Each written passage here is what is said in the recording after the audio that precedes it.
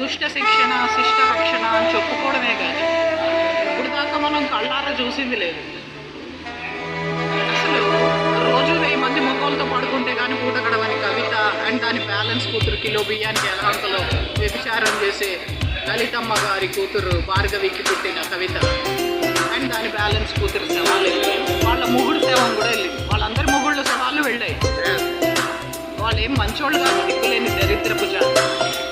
Current ఉందట, అందుకని న్యాయ దేవతని ధర్మదేవతని మానవత్వాన్ని సమాధి చేస్తారట. నికృష్టపు జాతి.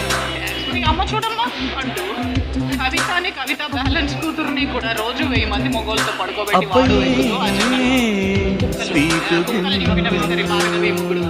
భార్గవిని రోజు పుట్టినప్పటి నుంచి రోజు 1000 మందితో విజేత సంజనాన్ని ఎక్కించినట్టుగా ఎక్కిస్తే అప్పుడు వెంకటకోటమ్మకున్న కరెంట్ ఉన్న పిల్లలు